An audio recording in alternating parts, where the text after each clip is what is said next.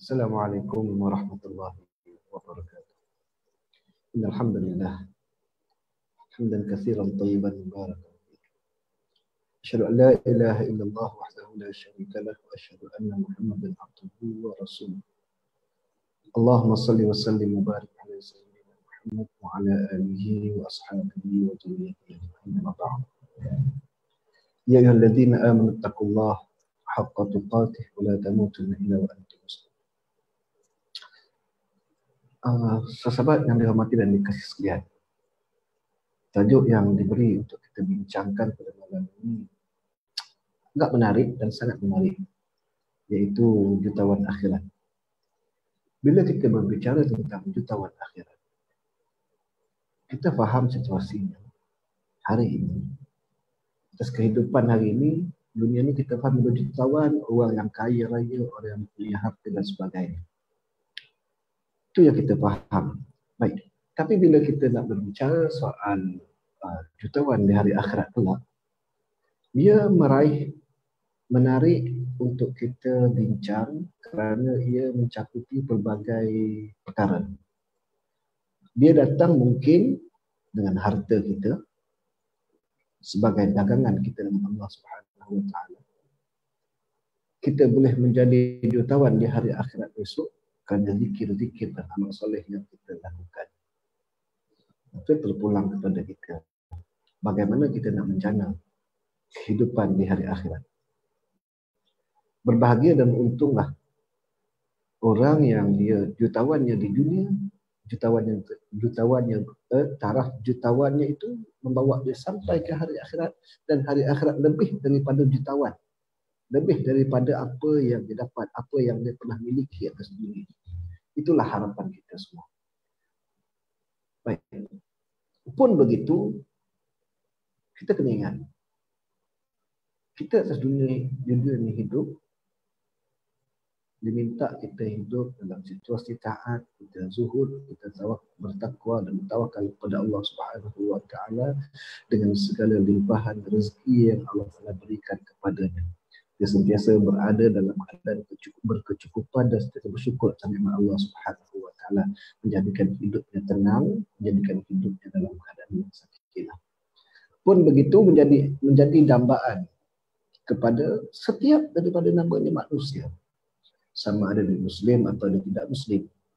Dia nakkan kehidupan dia ini dalam keadaan yang selesa, keadaan yang mewah. Dia melihat orang lain kaya, dia semua orang ada keinginan untuk menikmati kehidupan yang berkualiti dan bermakna. Tetapi bagi kita kena yakin segala ketentuan telah ditetapkan oleh Allah Subhanahu Wa Taala di atas dunia. Rezeki telah ditetapkan dan ditentukan oleh Allah Subhanahu Wa Taala. Kepayahan dan kesukaran juga telah ditetapkan dan ditentukan oleh Allah Subhanahu Wa Taala. Kita sentiasa diuji oleh Allah Subhanahu Wa Taala. Sahabat yang dikasihi sekalian, saya nak membawa perbincangan ini pada beberapa hadis Nabi sallallahu alaihi wasallam sebagai motivasi untuk kita menjana kehebatan dan kehidupan di hadapan Allah Subhanahu Wa Taala, atau dalam kata lainnya kita meraih keuntungan besok di hari akhirat dengan kita berdagang kepada Allah, dengan cara kita berdagang dengan Allah Subhanahu Wa Taala. Banyak hadis-hadis Nabi sallallahu alaihi wasallam yang kalau kita nak kira dari sudut numbers, dari sudut indeks, dari sudut angka, ada sebuah hadis Nabi sallallahu alaihi wasallam yang diriwayatkan daripada Sayyidina Umar Al-Khattab radhiyallahu anhu tentang perihal ini. Bagaimana dengan zikir yang ringan dan mudah diajar oleh Nabi sallallahu alaihi wasallam kepada kita apabila kita nak pergi ke pasar je pun. Berdagang, urusan perdagangan, urusan muamalat, nak ke pasar. Tuan-tuan dan puan-puan yang dirahmati sekalian. Sebuah hadis yang diriwayatkan oleh Imam Ahmad dalam Musnadnya, Ibn Hibban dalam Sahihnya dan lainnya. Dan sanad hadis ini disahihkan oleh Syalbani. Saya suka petik hadis ini dan saya suka ingatkan kepada ahli keluarga saat kita nak pergi ke pasar. Kalau nak sebut perkataan jutawan tadi, Hadis yang diriwayatkan daripada Sayyidina Umar Al-Khattab radhiyallahu anhu, dia berkata bahawasanya Nabi sallallahu alaihi wasallam bersabda, man dakhala suqa, sesiapa yang mahu masuk pasar, sama ada pasar raya, pasar pagi ke, pasar borong ke, kedai biasa, kedai runcit, kedai apa sekalipun, ingat, siapa nak pergi ke pasar, nak ke kedai untuk tujuan membeli dan menukar sesuatu, Nabi kata, faqala, lalu dia membaca, la ilaha illallah wahdahu la syarikalah, lahul mulk walhul hamd, yuhyi wa yumit, wa huwa hayyun la yamut, biyadihil khair, wa huwa ala kulli syai'in qadir. Suatu lafaz zikir yang sering meniti di bibir kita setiap hari. La ilaha illallah wahdahu la syarikalah, lahul mulk walhul hamd, yuhyi wa yumit, wa huwa hayyun la yamut, biyadihil khair, wa huwa ala kulli syai'in qadir. Zikir yang sentiasa kita baca setiap hari. La ilaha illallah wahdahu la syarikalah, lahul mulk wa lahul hamd, yuhyi wa yumit, wa huwa hayyun la yamut, biyadihil khair, wa huwa ala kulli syai'in qadir. Nabi sebut, siapa yang masuk ke pasar, saat dia masuk ke pasar, dia membaca zikir ini. Ada apa dengan kelebihan zikir ini? Zikir ini antara yang kita lihat terjemahan secara harfiahnya juga dia membawa arti yang sangat besar bagi orang yang benar-benar beriman kepada Allah Subhanahu wa taala. La ilaha illallah, tiada ilah yang berhak disembah melainkan Allah Subhanahu wa taala. Wahdahu la syarikalah, ia esa dan tiada sekutu baginya. Lahul mulk wa lahul hamd, baginya segala kerajaan dan pujian. Segala pemerintahan, kerajaan milik Allah Subhanahu wa taala. Walahul hamdu yuhyi wa yumit, dan dia maha menghidup dan maha mematikan. Wa huwa hayyun la yamut, dan dia yakni Allah itu hidup tidak mati. Biyadihil khair, di tangannya lah segala kekuasaan. Wa huwa ala kulli syai'in qadir, dan dia berkuasa atas segala sesuatu. Kita akui, kita mengimani lafaz itu, tiada ilah yang disembah melainkan Allah Subhanahu wa taala. Dialah memiliki segala kerajaan. Dialah yang memiliki segala sesuatu. Artinya adalah dia yang menghidup dan mematikan segala sesuatu. Di tangannya lah segala kekuasaan, dan dialah yang maha berkuasa atas segala sesuatu. Kita meyakini ini sebab orang ke pasar ni dia banyak perkara. Kadang-kadang ada orang ke pasar sengaja mencari pasar. Ada orang ke pasar nak mencari keperluan. Ada orang yang berniaga untuk mencari keuntungan. Ada orang yang berniaga nak mencari keuntungan kerana Allah. Ada orang yang berniaga mencari keuntungan dengan menipu produk dan sebagainya, menipu timbangan dan sebagainya. Barang yang tidak baik dikatakan baik, barang yang murah dikatakan mahal dan sebagainya. Banyak perkara yang bakal berlaku di pasar. Lalu saat kita nak masuk ke pasar, kita serahkan urusan itu dengan Allah Subhanahu wa taala, minta Allah Subhanahu wa taala bimbing kita saat kita di pasar. Natijah disebut Nabi sallallahu alaihi wasallam bagi orang yang masuk ke pasar lalu dia membaca zikir ini, la ilaha illallah wahdahu la syarikalah, lahul mulk wa lahul hamdu yuhyi wa yumiit, wa huwa hayyun la yamut, biyadihil khair, wa huwa ala kulli syai'in qadir. Tengok. Nabi kata, kataballahu lahu alfa alfin hasanah wa maha anhu alfa alfin sayyi'ah wa bana lahu baitan fil jannah. Nabi sebut kataballahu lahu alfa alfin hasanah, maka Allah akan tulis untuknya sejuta kebaikan, wa maha anhu alfa alfin sayyi'ah, dan Allah akan hapuskan segala keburukan, sejuta keburukan di atas.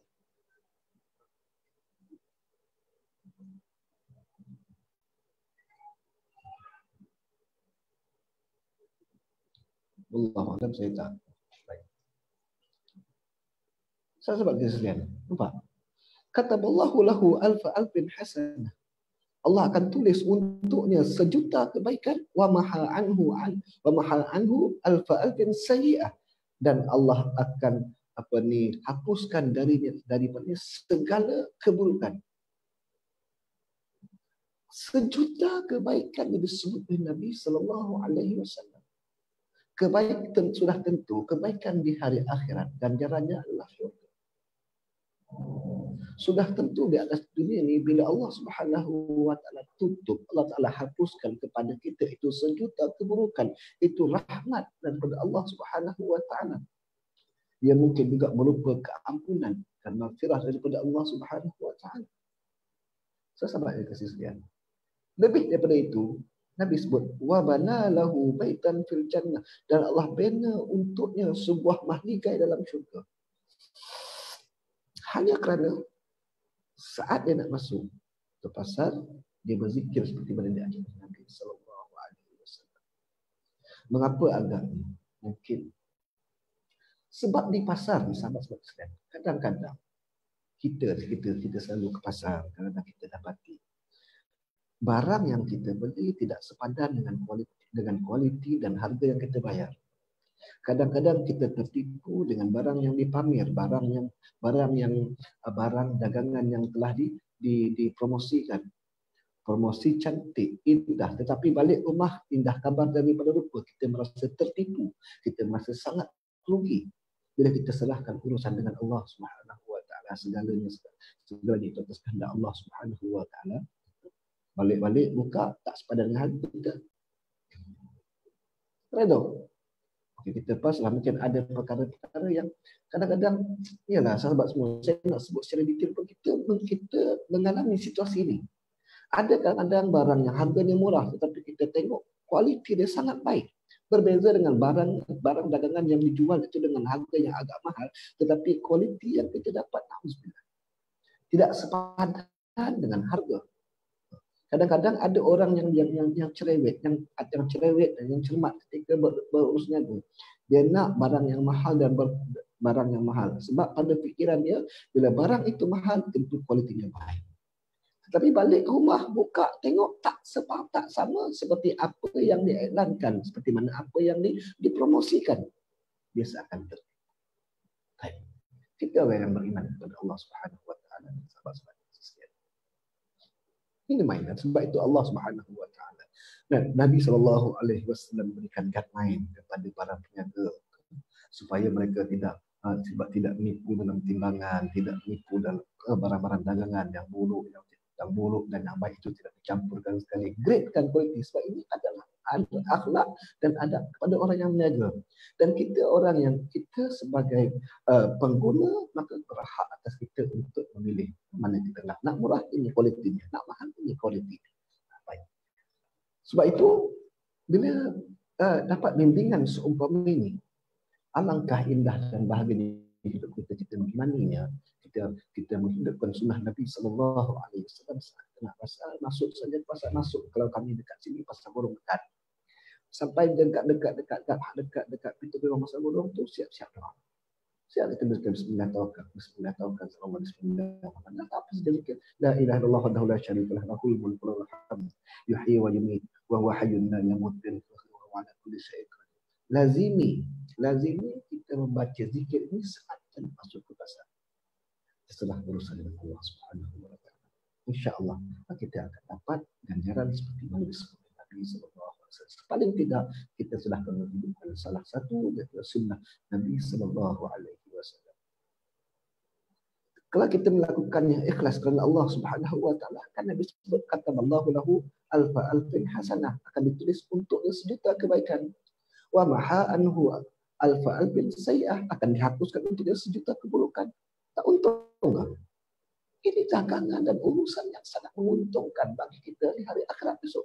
Lebih daripada itu, Nabi sallallahu alaihi wasallam sebut wa bana lahu baitan fil jannah, akan dibina untuknya sebuah mahligai dalam syurga. Alangkah indahnya kehidupan kita di hari akhirat besok. Saat kita nak masuk ke syurga Allah Subhanahu wa taala, telah disiapkan untuk kita sebuah mahligai dalam syurga yang kita bersenang-senang dengannya. Sebab itu kita kena pegang kuat sunnah Nabi sallallahu alaihi wasallam, kita beriktibar dengan apa yang diajar, dituntunkan oleh Nabi sallallahu alaihi wasallam dalam perkara-perkara zikir yang ringan dan ringkas seumpama. Wallahu a'lam, itu di antara satu. Sebab ini akan sekalian. Okey, satu. Sekejap lagi kita nak tidur. Sekejap lagi kita nak tidur. Sahabat, Saya suka sebut banyak kali bahawa kita nak tidur, ragam kita nak tidur hari ini berbeza dengan cara kita tidur mungkin 10 tahun dulu. Mungkin berbeza 15 tahun dulu. Bukan lagi lebih daripada itu. Saat hari ini, saya dan tuan-tuan mungkin tak lepas. Apa? Baik. Kata Nabi SAW dalam hadis yang diriwayatkan oleh Abdullah bin,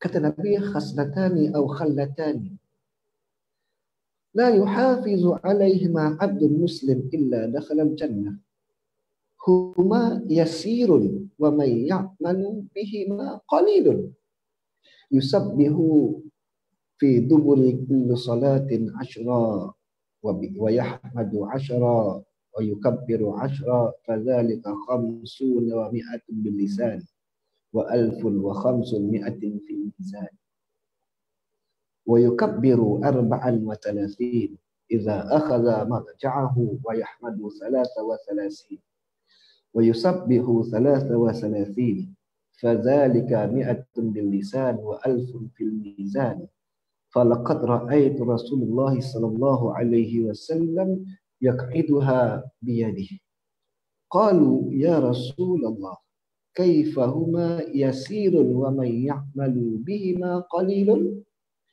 qala ya'ti ahadukum ya'ni asy-syaitan fi manamihi fayunawwimuhu qabla an yaqula wa ya'tihi fi salatihi wa yadhakkiruhu hajatahu qabla an yaqula.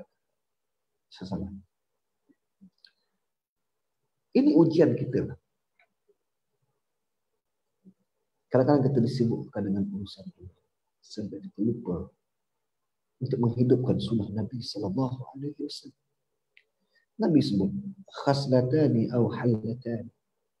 Ada dua sifat atau dua kebiasaan yang tidaklah seseorang yang hamba Allah yang muslim itu mengamalkannya melainkan ia akan masuk syurga. Dua perkara Nabi kata. Dua perkara yang ringan dan mudah yang mana orang yang mengamalkannya pasti akan masuk syurga. Huma yasirun, kedua-duanya mudah. Kedua-duanya mudah. Kemudian Nabi kata wa may ya'malu bihima qalilun, tetapi tak ramai yang buat. Dia dua perkara tadi mudah tapi tak ramai yang buat. Kerana kita sibuk. Kita letih. Kita lupa. Apa dia? Iaitu wa yukabbiru arba'an wa thalathin yusabbihu fi dubri kulli salatin ashra wa yahmadu ashra wa yukabbiru ashra. Hanya tengok, selepas solat Nabi kata selepas solat yusabbihu dubri kulli salatin ashra, dia bertasbih 10 kali, bertahmid 10 kali, bertakbir 10 kali selepas daripada solat. Saya selalu sebut pada amalan biasa,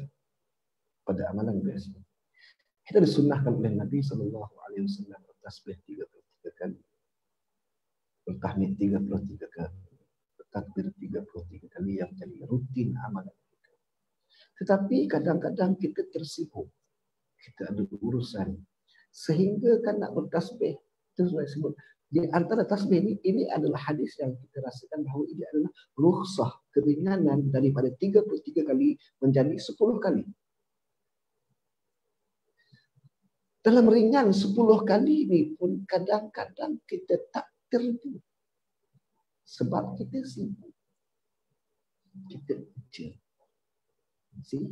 Baik. Setiap kali selesai solat sebanyak 10 kali, bertahmid sebanyak 10 kali, bertasbih 10 kali, bertakbir 10 kali. Sehingga menjadikannya 150 kali untuk 5 waktu solat. Satu waktu 30 kali 5, 150 kali yang diucap dengan lisan, kata Nabi. yang diucap dengan lisan, maka ia setara dalam timbangan Allah Subhanahu wa taala sebanyak 1500 kali dalam timbangan Allah Subhanahu wa taala.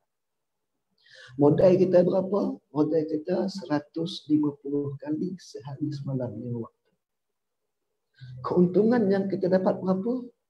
Dijelaskan oleh Nabi sallallahu alaihi wasallam, wa alfun wa khamsumi'atin fil mizan.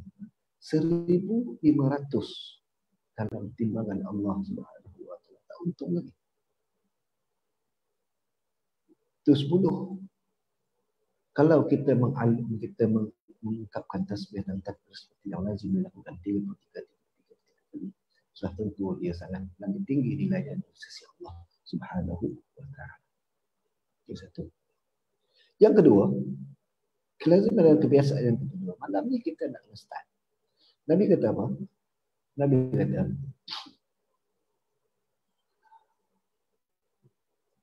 wa yukabbiru 34 idza akhadha madja'ahu wa yahmadu 33 wa yusabbihu 33 fadzalika mi'atun bil lisan wa alfun fil mizan.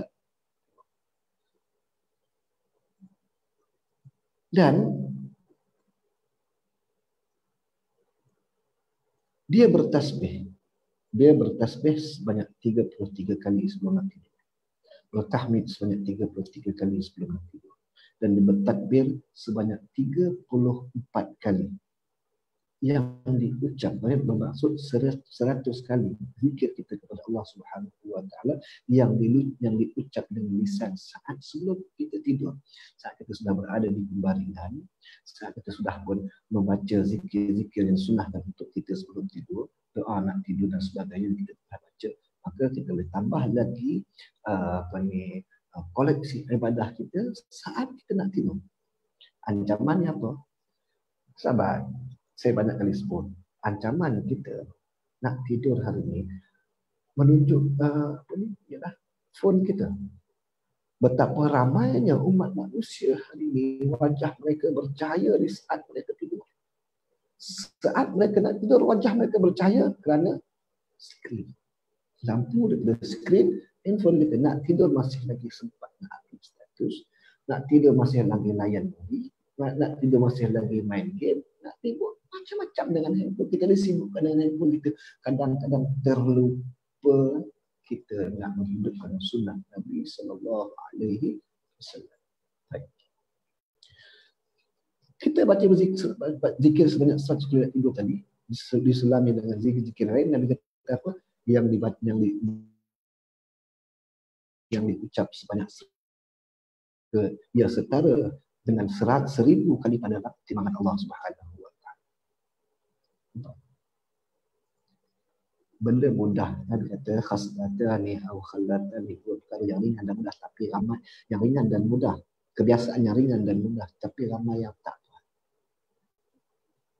Sebab tu saya memetik hadis ini sebagai ingatan dan dorongan untuk diri saya dan juga peringatan untuk sahabat-sahabat sekalian yang sibuk sangat dengan handphone kita, gadget kita, kita sibukkan dengan zikirin Allah Subhanahu wa taala. Baik. Dan aku pernah menghitungnya. Kemudian dan aku pernah melihat Nabi sallallahu alaihi wasallam menghitungnya dengan ruas-ruas jarinya. Itu kaedah Nabi sallallahu alaihi wasallam. Nabi menghitung bilangan zikir itu dengan jari jemari baginda Nabi sallallahu alaihi wasallam yang beliau sibuk di tasbih dan sebagainya. Masa baca zikir, tasbih hilang. Jadikan amalan. Kita menghitung zikir kita dengan Allah Subhanahu wa taala dengan ruas-ruas jari kita. Itu adalah sunnah Nabi sallallahu alaihi wasallam.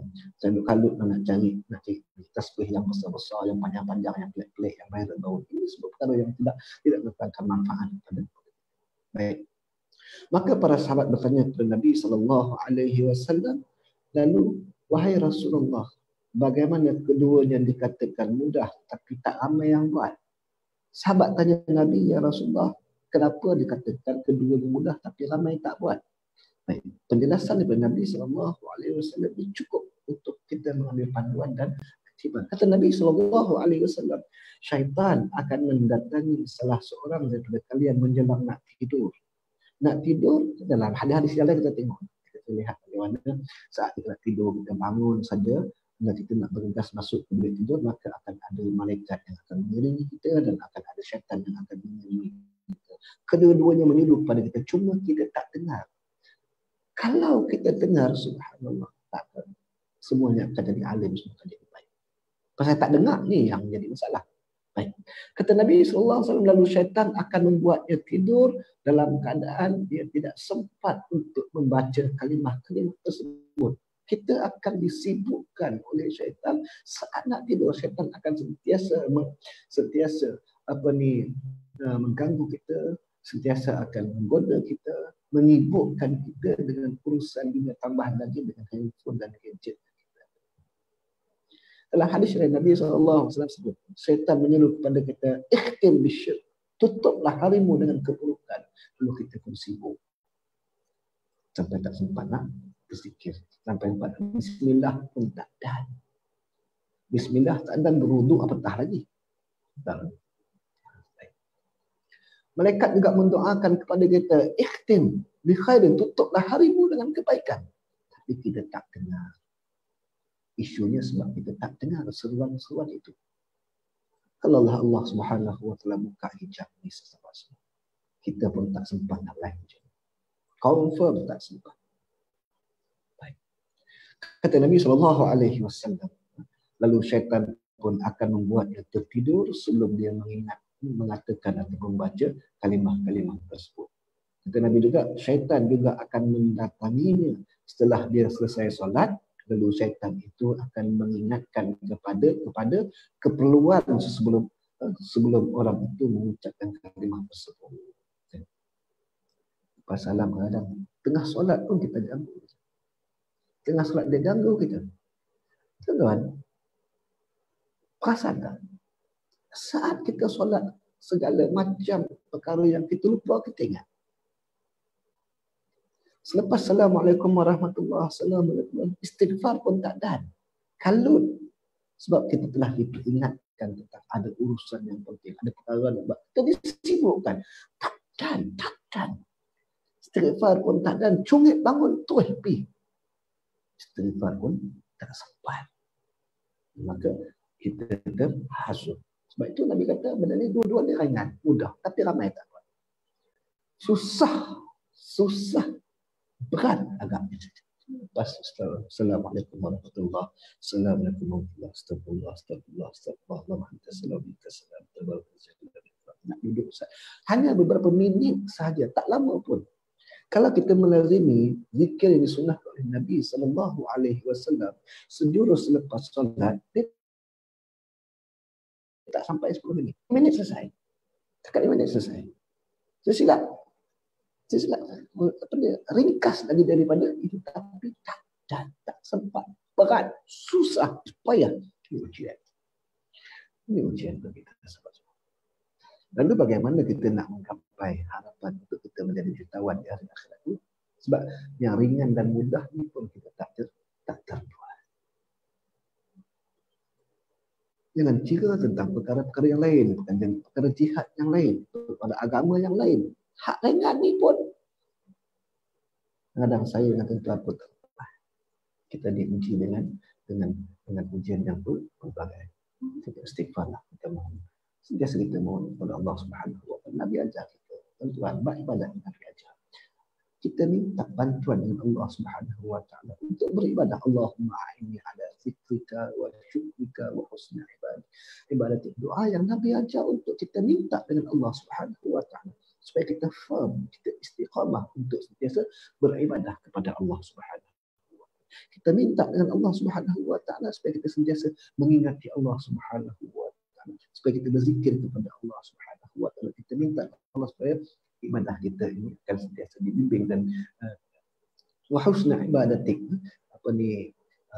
melakukan ibadah yang terbaik untuk Allah Subhanahu wa taala. Kita kena sentiasa minta dengan Allah Subhanahu wa taala hatta dalam urusan bagaimana kita nak beramal, beribadah kepada Allah Subhanahu wa taala. Jadi key-nya apa? Key adalah doa. Kuncinya apa? Kuncinya adalah doa kepada Allah Subhanahu wa taala. Allah, itu hadis yang kedua yang saya kongsi dengan sesahabat yang bersisian. Hadis ini hadis yang masyhur yang saya kira para asatidz dapat penonton terbiasa lihat cuma sebagai peringatan untuk kita semua. Baik. Itu di antara perkara-perkara yang ringan untuk kita. Baik. Saya nak kongsi lagi hadis yang disebutkan Nabi Sallallahu Alaihi Wasallam untuk kita manfaat dan kita ambil manfaat untuk kita terus beramal. Baik.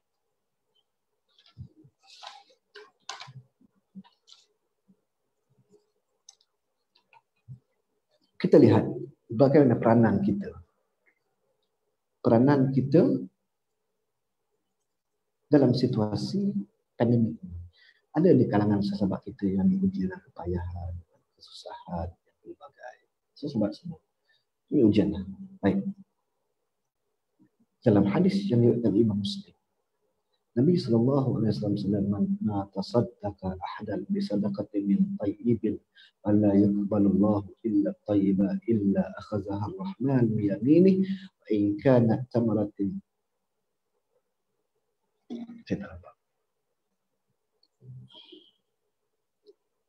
Fatarbu fi kaffi ar-rahman hatta takuna a'zam min al-jabal kama yura ahadukum faluhu aw hasib.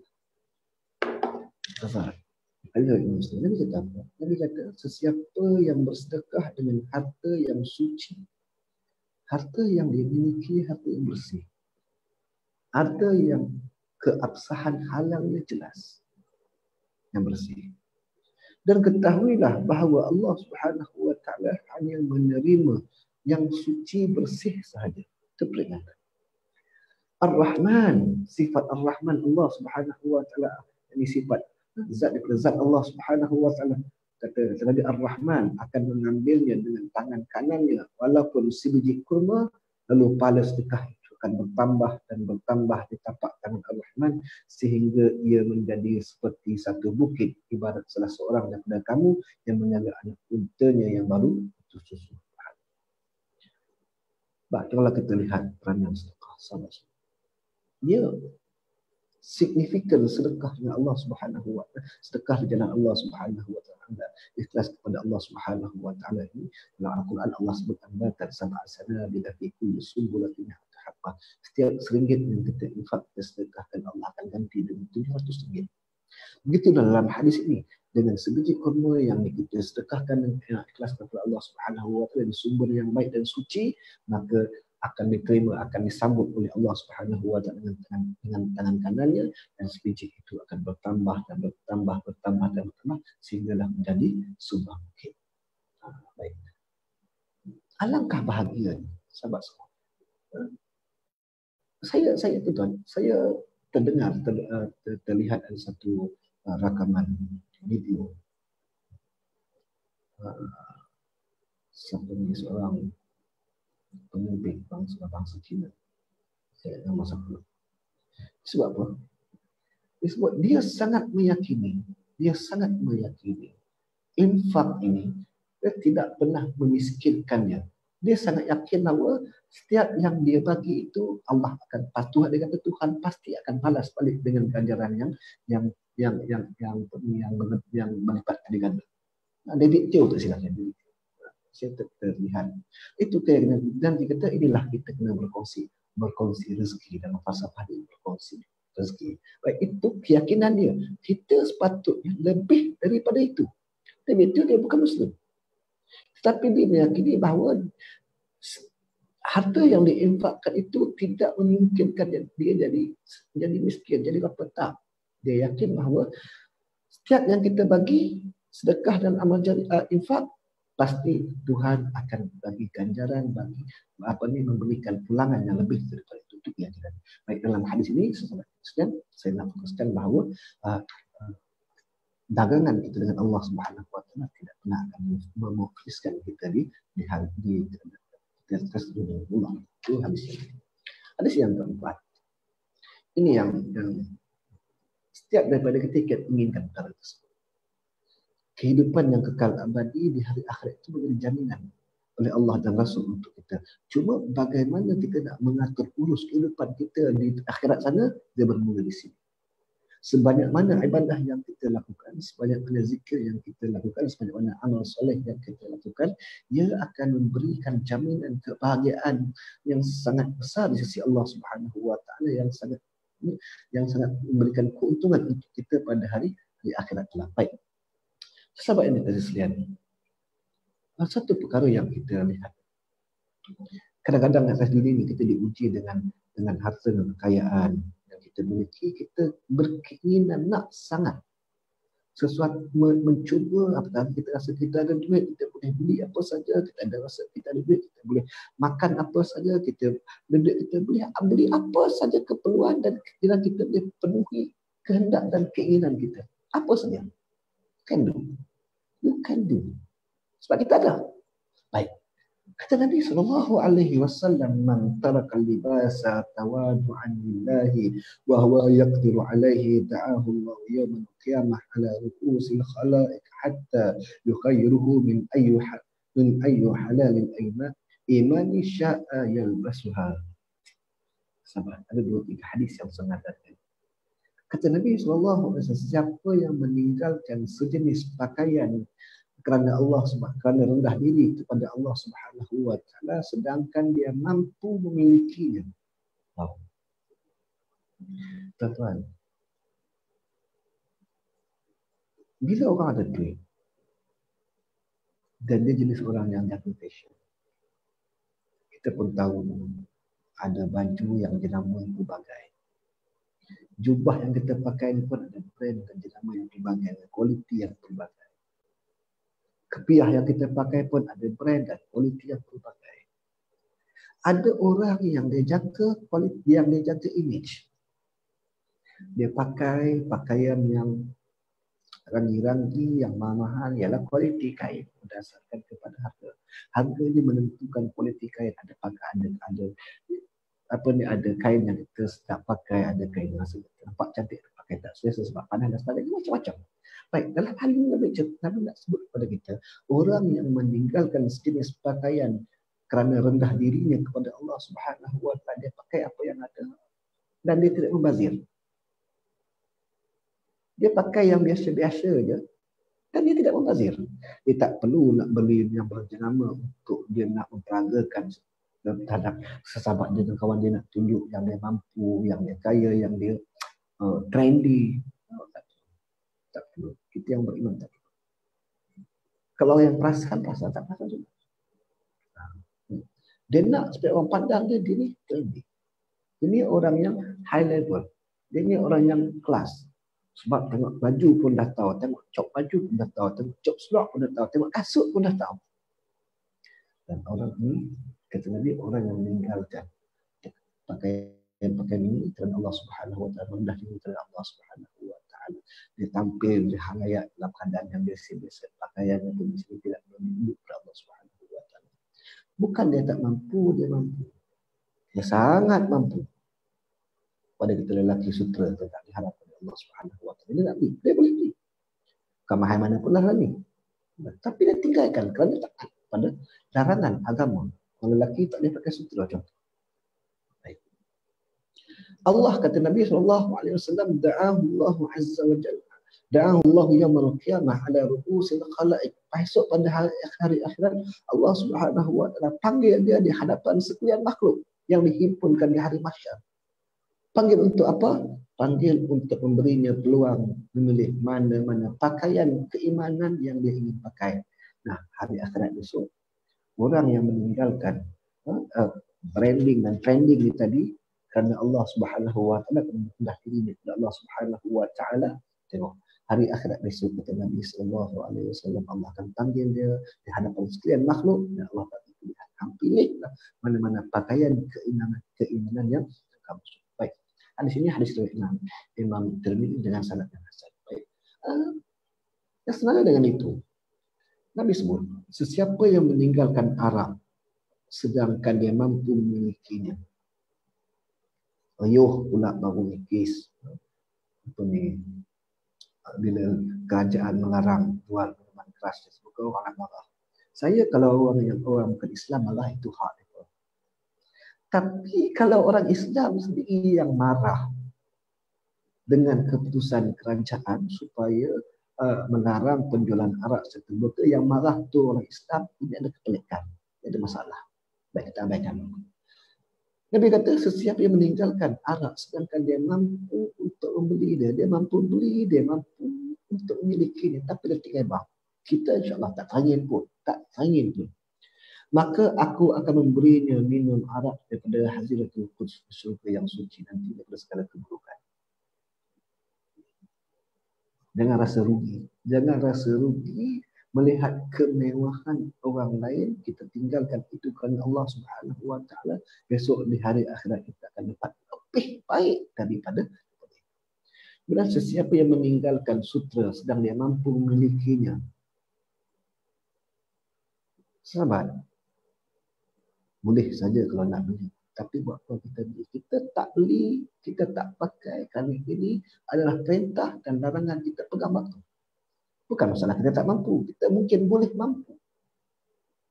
Nak penuhi keinginan dan kehendak, orang akan bersungguh kalau dia ada keinginan dan dia berkehendak. Ni iPhone 12 nak keluar. Ramai mana yang dah kelompok nak beli. Walaupun harganya sebegitu sekali mahal. Kelompok orang kumpul duit, orang himpun duit nak beli. Tapi bagi kita tak perlu pun, setakat mana boleh, jangan lebih kurang sudah. Tak perlu kita berperaga nak berebut-rebut, nak mengumpul, nak ikat perut, nak bersusah payah kerana nak pakai iPhone 12 ke 13 ke apa ni. Baik. Sesiapa yang meninggalkan sutra sedang dia mampu memilikinya, maka aku, kata Allah Subhanahu Wa Taala, akan memberi pakaian sutra daripada Haziratul Quds. Allah akan bagi dia pakai hari akhirat besok. Dengan sutra yang diperbuat daripada syurga Allah Subhanahu Wa Taala yang bersih daripada segala keburukan. Baik. Hadis ini hadis Al-Bazzar, sahih dia lihat dalam dibahas oleh para ulama. Baik. Sahabat sekalian. Nampak?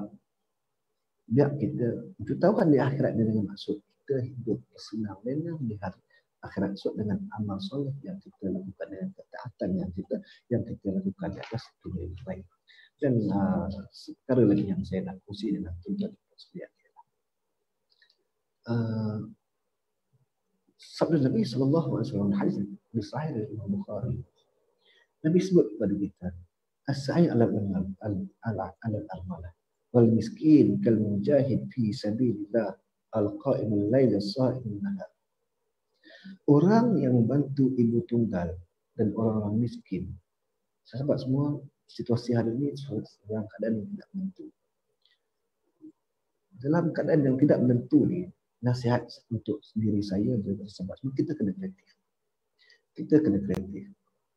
Memang ada di kalangan kita yang diuji oleh Allah Subhanahu Wa Taala dengan sumber pendapatan dan sebagainya. Tetapi kita kena kreatif untuk menguruskan kehidupan kita di saat pandemik ini sedang berlaku. Kita tidak boleh mengharapkan 100% dengan bantuan orang lain. Kita kena kreatif untuk menjana, untuk menguruskan kehidupan berkeluarga. Pun begitu, kadang-kadang ada orang yang Allah Ta'ala tentukan kehidupannya dalam keadaan payah dan sebagainya, macam-macam.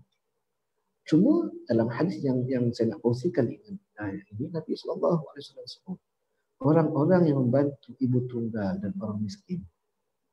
Orang yang sangat memerlukan kehidupan ini. Sebab itu miskin di bandar dia tak sama dengan miskin di kampung. Saya sebut pengalaman. Ketika PKP yang pertama, saya terkurung di kampung. Tak ada mana.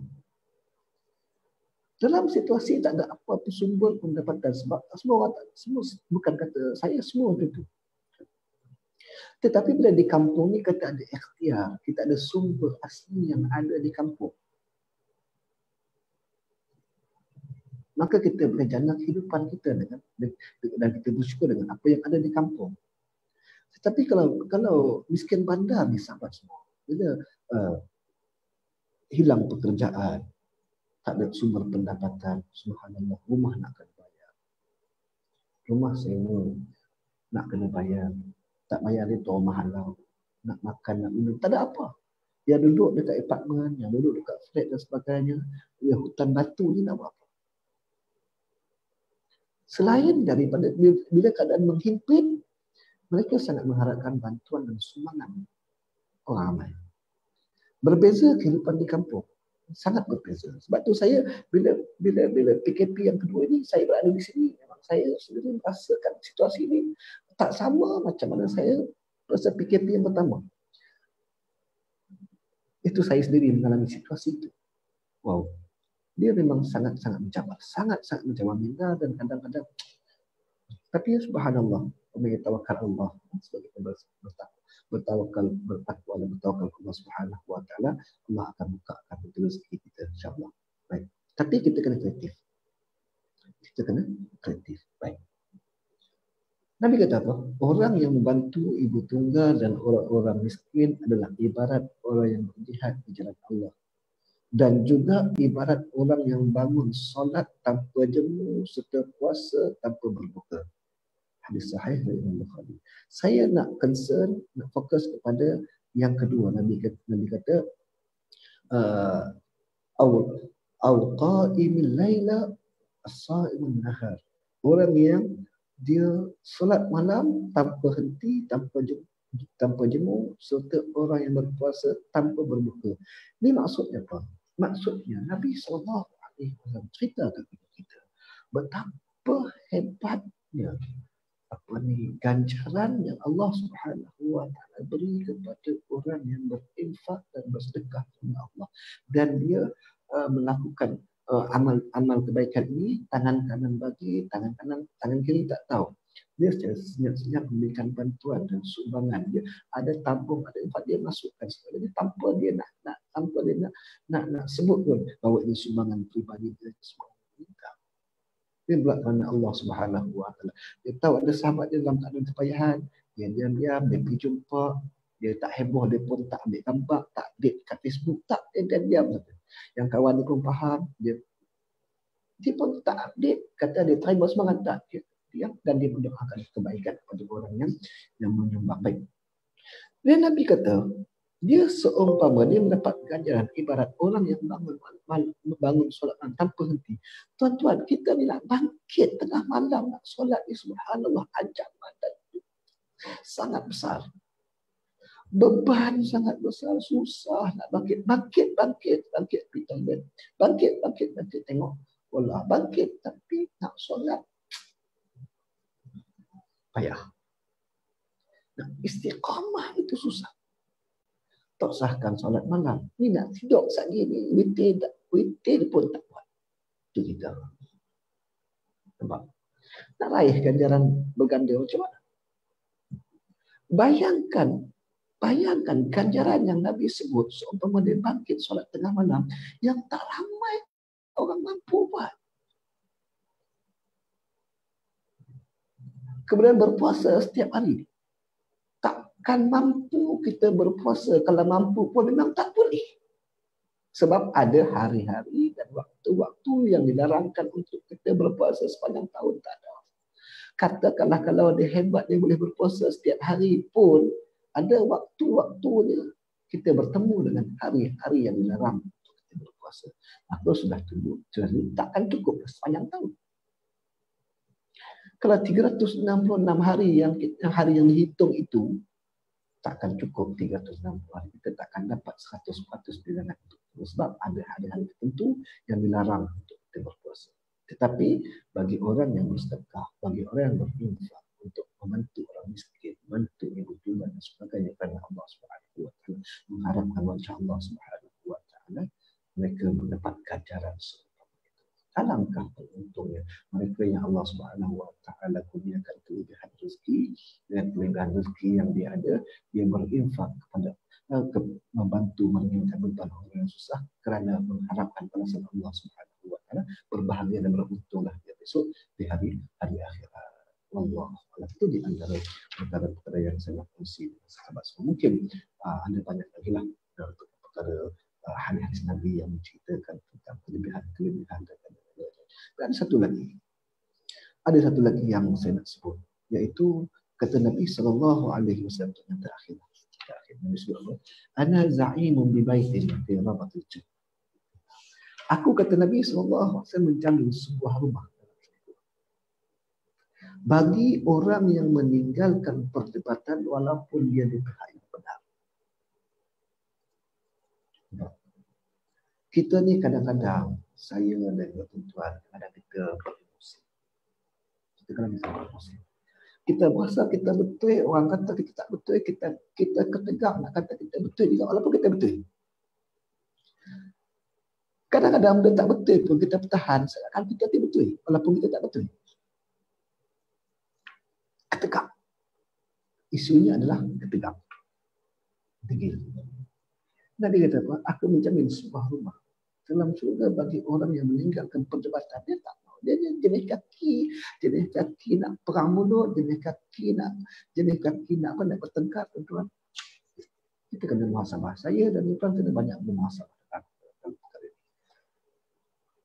Tak perlu kita nak bertegang leher, nak berdebat. Kita dah tahu dah dia ni jenis kaki orang yang benar, yang betul pun dia betul, yang tak betul pun dia betul. Kita nak bertujuh dengan dia, tak payah.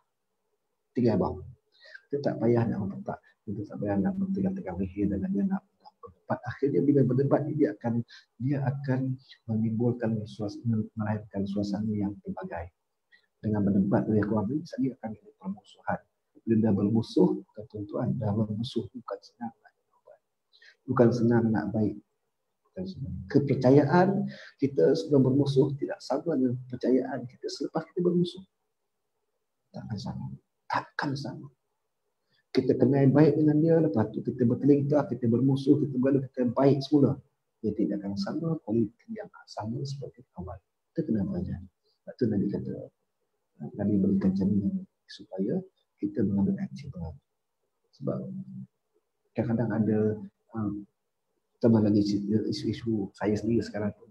Tak perlulah kita nak bercinta, nak berdebat pun sebagainya. Yang kedua Nabi kata, dan aku menjamin sebuah rumah di tengah-tengah syurga bagi orang yang meninggalkan penipuan walaupun dia sekadar nak menghiburkan orang lain. Poinnya apa? Poinnya ialah Nabi kata kita kena menjauhkan diri daripada sikap, daripada sifat suka sembang lebih. Suka sembang lebih. Merapu, merepek, cerita, melawak sekadar walaupun nak menghiburkan orang lain, kita terpaksa cerita yang bukan-bukan. Kenapa? Kerana nak bagi orang gelap. Kenapa? Kerana nak bagi orang ketawa. Kita cerita. Tuan-tuan, tinggalkan penipuan. Nabi kata tinggalkan penipuan sopan. Penipuan ternyata tak ada manfaat untuk kita.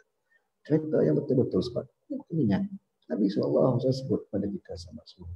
Man kana yu'minu billahi wal yawmil akhir falyaqul khairan aw liyasmut. Sesiapa yang beriman kepada Allah dan hari akhir, tak payah percakapan yang baik. Tak payah nak sembang, kita diam. Tak payah kita nak merepek, kita nak merekayasa cerita macam-macam. Tambah lagi, walaupun nak menghiburkan orang, apatah lagi kalau kita merepek, bercerita mereka satu cerita untuk buruk nama aib orang, itu sudah tentu melipat dosa yang kita dapat. Itu sebab semua. Jangan kita jadi muflis daripada Allah Subhanahu Wa Taala. Konon-konon kita bukan konon. Kita berharap kita akan menjadi orang yang bahagia, jutawan di hari akhirat, tetapi akhirnya kita muflis daripada Allah Subhanahu Wa Taala kerana cerita kita, umpatan kita, nista kita, tulisan kita, cacian kita, makian kita, fitnah kita yang lahir daripada mulut kita, yang lahir daripada tulisan-tulisan kita. Kita kena bertakwa kepada Allah Subhanahu Wa Taala. Jadi tuan-tuan dan puan, para sahabat sekalian, untuk saya dan pada anda sebagai antum, kita perlu muhasabah dalam perkara ini. Harus berhati. Siapapun kita, walaupun kadang-kadang para asal berani lagi diuji dengan ujian berbagai. Jadi saya dan anda dan antum semua kita perlu sentiasa bermuhasabah. Saling mengingat dia ada satu sama lain. Allah, saya cukuplah sekadar itu apa yang saya kongsikan. Terlebih terkurang saya minta ampun kepada Allah Subhanahu Wa Taala. Saya minta maaf kepada tuan kalau ada salah silap, beri tunjuk ajar dan panduan kepada saya. InsyaAllah kita akan sentiasa berkongsi maklumat-maklumatnya yang baik. Terlebih terkurang saya minta ampun, saya minta maaf. Subhanallah bihamdihi, subhanallah bihamdihi, asyhadu an la ilaha illallah wa atubu ilaih. Wassallallahu nabiyana Muhammad wa ala alihi wa sahbihi wa sallam. Assalamualaikum warahmatullahi wabarakatuh. Pada pihak penganjur, kalau tak sampai matlamat seperti yang diharapkan juga, saya minta ampun dan minta maaf. Barakallahu fiikum. Wallahu a'lam.